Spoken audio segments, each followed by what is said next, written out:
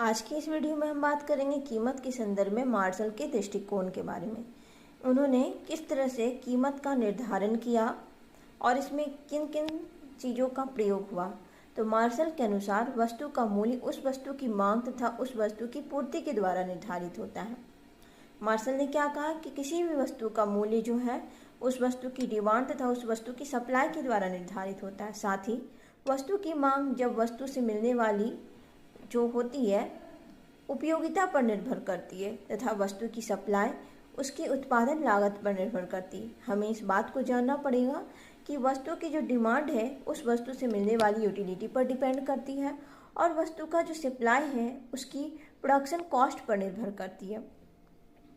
Martial ने यह भी कहा कि वस्तु के मूल्य निर्धारण में मांग और पूर्ति दोनों महत्वपूर्ण हैं।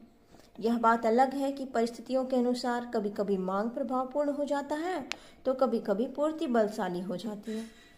मांग और पूर्ति दो परस्पर विरोधी शक्तियां होती हैं। इन्हीं के द्वारा आपस में संतुलित कीमत का निर्धारण होता है।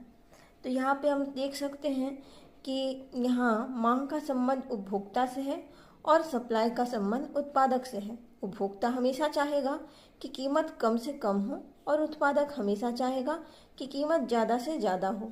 दोनों ही विरोधी शक्तियाँ हैं। तो मांग का निर्धारण वहीं होता है जहाँ पर दोनों उपभोक्ता और उत्पादक राजी हो जाएं। जहाँ मांग और पूर्ति की शक्तियाँ आपस में बराबर हो जाएं, वहीं पर मांग का निर्धारण हो जाता है और वहीं पे कीमत का निर्धारण हो जाता है। आप इस फिगर के माध्यम से देख सकते हैं। तो ये था आज का हमारा टॉपिक। आई होप कि आप लोगों को ये वीडियो अच्छा लगेगा। आप ये जान सकेंगे कि कीमत के संदर्भ में मार्शल ने क्या कहा था और कीमत का निर्धारण किस तरह से होता है। जहाँ मांग का निर्धारण होता है वहीं कीमत का निर्धारण होता है और मांग और पूर्ति दो विरोधी शक्तियाँ हैं। मांग का संबंध उपभोक्ता वर्ग से है और सप्लाई का संबंध उत्पादक वर्ग से है।